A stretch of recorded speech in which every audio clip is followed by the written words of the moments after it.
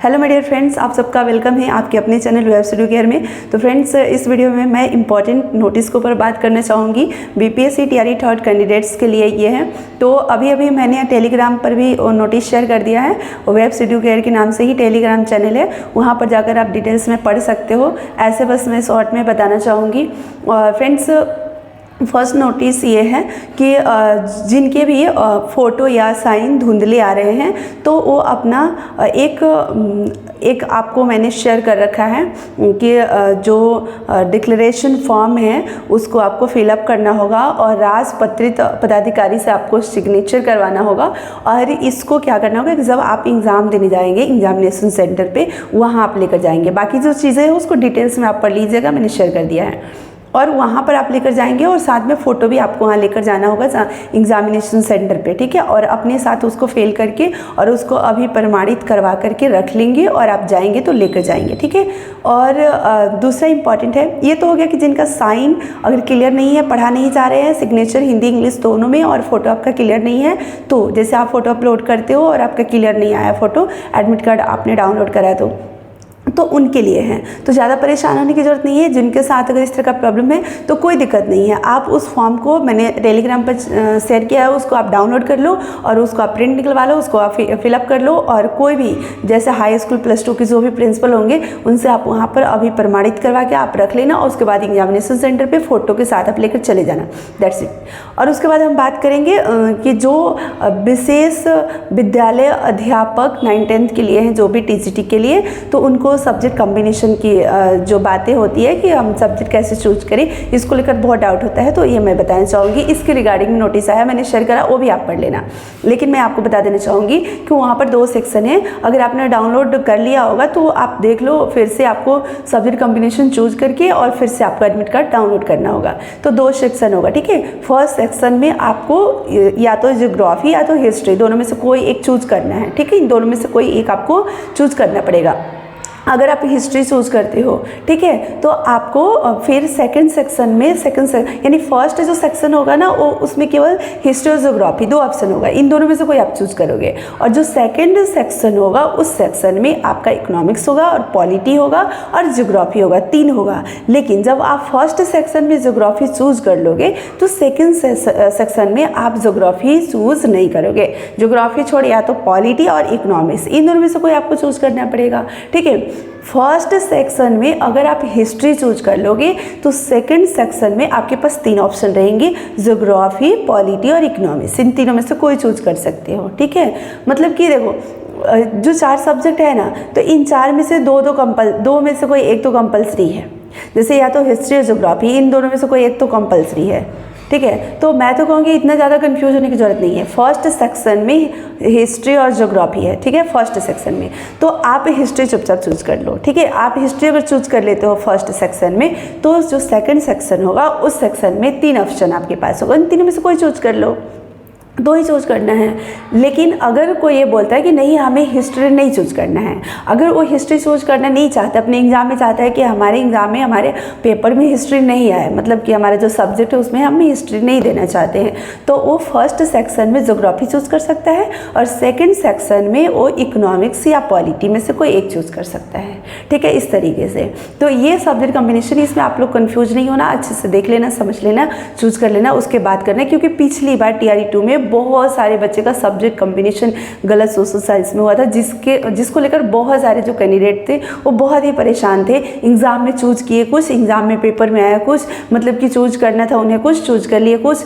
जो आप चूज करोगे फिर एग्जाम में आपका जो पेपर होगा वहीं आपको पार्ट अटेम्प्ट करना होगा। अगर आप चूज करके जाओगे हिस्ट्री और पॉलिटी, तो एग्जाम में क्वेश्चन चारों पार्ट के रहेंगे, हिस्ट्री के भी रहेंगे, ज्योग्राफी के भी रहेंगे, इकोनॉमिक्स के भी रहेंगे, पॉलिटी के भी रहेंगे। लेकिन जो आपने चूज करा है, जो आप एडमिट कार्ड पे आपका रहेगा, जो आप चूज किए रहेंगे, वही आपको सेक्शन वहाँ पर अटेम्प्ट करना है, ठीक है। तो इसलिए आप सोच समझ करके अपने सेक्शन को चूज करना, मतलब फर्स्ट और सेकंड सेक्शन में कौन कौन से सब्जेक्ट चूज करना है, इसको सावधानी से। लेकिन ये जो है, जो नोटिस आया है, वो विशेष मतलब जो विद्यालय अध्यापक है 9-10 के, उनके लिए ये नोटिस आया है, बाकी और के लिए नहीं, ठीक है। तो इस बात का भी आपको ध्यान रखना है, यानी कि सब लोग आप चूज करना है। ठीक है। तो विशेष विद्यालय अध्यापक के लिए, क्योंकि बहुत सारी चीज़ें हैं, उस वीडियो को आप क्लियर कट मतलब क्लियरिटी के साथ नहीं आप देखते हो, नहीं सुनते हो, फिर आप लोग कमेंट में वही चीज़ पूछते हो जो वीडियो में बताया हुआ रहता है। तो इसलिए मैंने बोला कि आप दोबारा से देख लेना, समझ लेना, और अच्छे से मैंने शेयर कर दिया तो आप उसको एक बार निकाल कर पढ़ लेना, तो आपके सारे डाउट क्लियर हो जाएंगे। ठीक है, तो ये रहा। बाकी आप सभी लोग अपनी तैयारी में लगे रहना। मैं वीडियो ज़्यादा अपलोड नहीं कर पाती हूँ क्योंकि मेरी भी पढ़ाई चल रही है। हमारी नाइट ड्यूटी थी, तो नाइट ड्यूटी हमारी कल ख़त्म हुई है, और कल तो मैं बहुत ही परेशान रही नाइट ड्यूटी की वजह से। बहुत सारी जो बच्चियाँ विद्यालय की थी उनका तबीयत खराब हो रहा था, और जब तबीयत खराब होता है तो उनको एक एक करके हॉस्पिटल भेजो। जैसे एक को हॉस्पिटल मैंने भेजा तो एक का तबीयत खराब, उसको मैंने भेजा तो फिर एक का तबीयत खराब। तो इसके वजह से काफ़ी मतलब कि जो चीज़ें थी वो उथल पुथल हो गई थी कल, और इस वजह से रात 2 बजे तक मैं जगी रही। और मतलब कि हॉस्टल की कल स्थिति भी बहुत ख़राब थी। हमारे हॉस्टल में लाइट भी नहीं थी, जनरेटर भी ख़राब हो गया था, इन्वर्टर भी बैठ गया था, सब कुछ ख़त्म। तो मेरा मोबाइल डिस्चार्ज, मैं वहाँ पर कैसे पढ़ पाती थी? मैं कल बिल्कुल नहीं पढ़ पाई। और आज से मतलब मैं बिल्कुल रिलैक्स फील कर रही हूँ। नाइट ड्यूटी मेरा ख़त्म हुआ, तो आज से मेरी पढ़ाई मतलब इधर नाइट ड्यूटी की वजह से 2 दिन से पढ़ाई डिस्टर्ब चल रही थी, अब भी आज से ठीक चलेगी।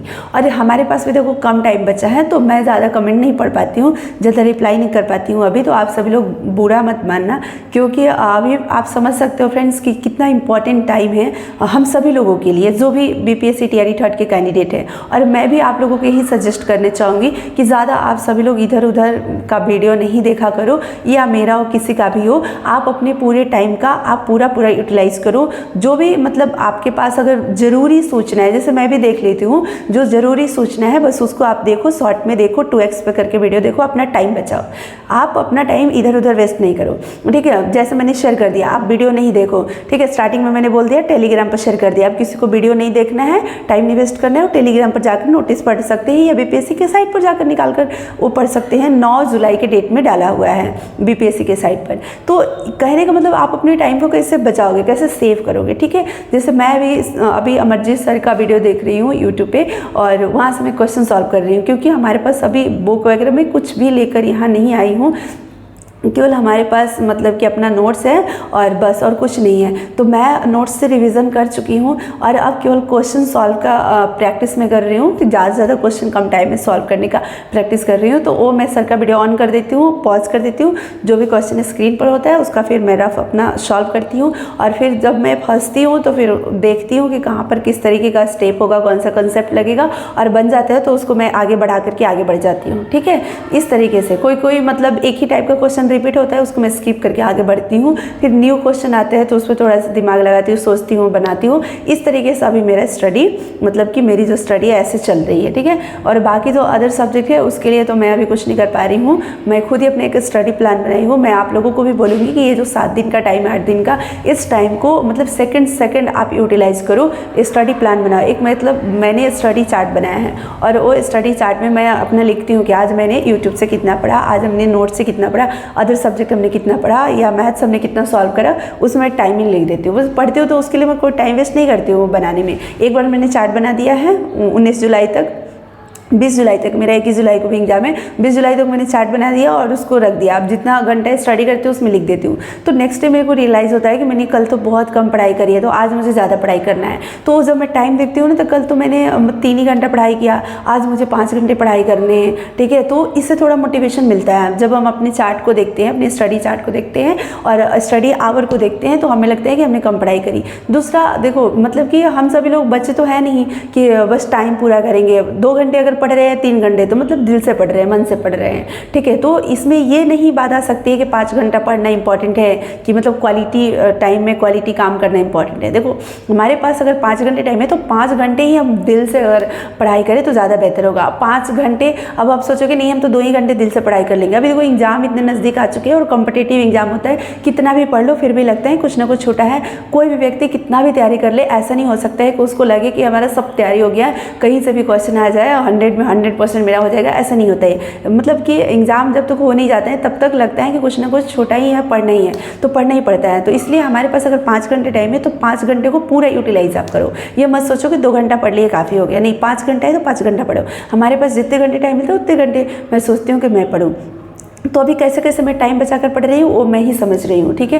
क्योंकि हम लोगों का स्कूल जो होता है ना, यहाँ पर कोई टाइम फिक्स नहीं होता है कि आप स्कूल 9 बजे गए, 4 बजे आ गए या 7 बजे गए, आप 3 बजे आ गए तो आप फ्री हो गए। नहीं, स्कूल से आने के बाद भी आपको स्कूल में इन्वॉल्व रहना पड़ता है। जैसे कल मैं स्कूल से आई तो स्कूल से आने के बाद भी रात तक मैं इन्वॉल्व रही, 3-4 बार मुझे स्कूल आने जाने पड़े पूरे दिन में, ठीक है।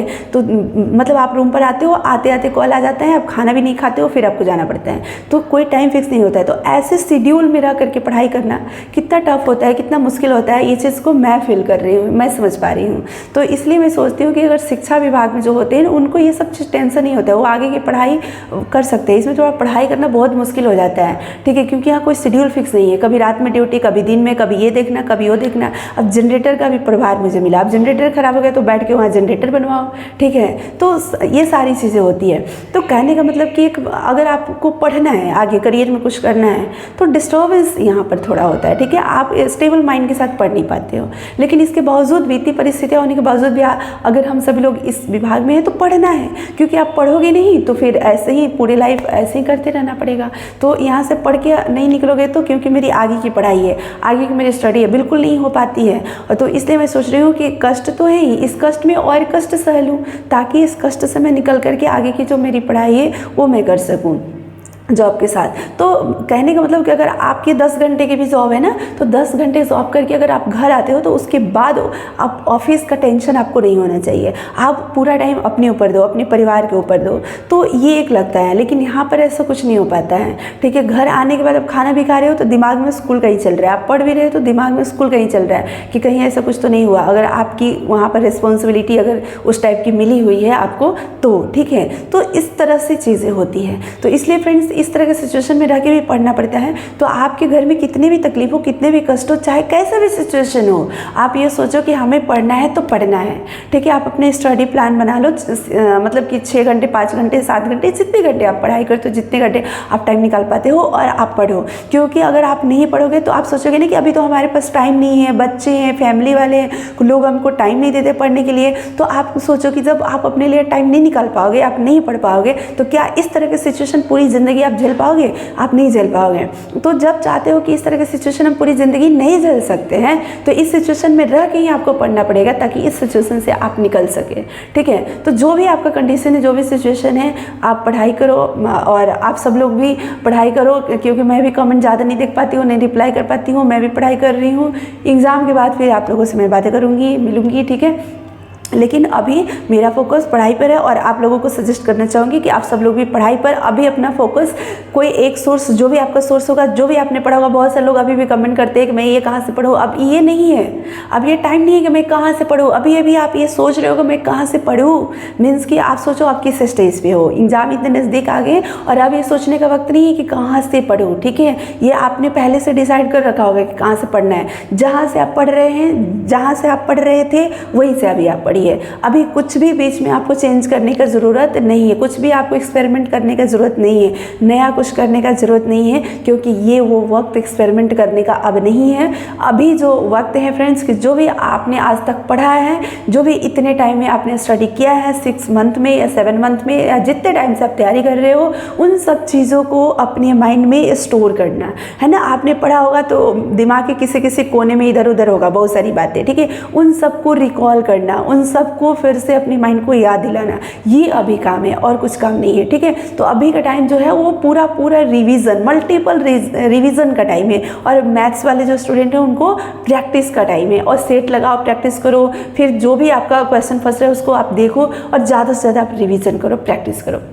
तो फ्रेंड्स, चलो इतना ही रखते हैं, ज़्यादा लंबी वीडियो नहीं करनी है, क्योंकि टाइम हमारे पास भी कम है और आप लोगों के पास भी कम है, और अभी पूरा पढ़ाई अपनी स्टडी पर लगाना है। Thank you so much friends, फिर मिलते हैं जब कभी टाइम मिलेगा, तो नहीं तो फिर एग्ज़ाम बाद मिलेंगे या एग्ज़ाम के दौरान मिलेंगे। और आप सभी लोग अपना ध्यान रखना, ख्याल रखना, और अपनी पढ़ाई पर पूरा फोकस रखना। इधर उधर आप अपने ध्यान को नहीं भटकाना पढ़ाई से, क्योंकि जो हमारे हाथ में एक फ़ोन होता है ना, वो हमारे ध्यान को भटकाने के लिए होता है। लेकिन आप कसम खा लो कि हमें सोशल मीडिया यूज यूज़ नहीं करना है। पढ़ाई के लिए अगर आप यूट्यूब वगैरह जो भी यूज़ करते हो या सेट लगाते हो, अगर ऑनलाइन लगाते हो, तो पढ़ाई के अलावा फेसबुक, व्हाट्सअप, टेलीग्राम जो भी आपका मतलब पढ़ाई के अलावा एक्स्ट्रा अगर आप यूज़ करते हो तो आप कसम खा लो कि जब तक एग्ज़ाम नहीं होगा तब तक हमें ये सोशल मीडिया प्लेटफॉर्म नहीं यूज़ करना है इंटरटेनमेंट के लिए।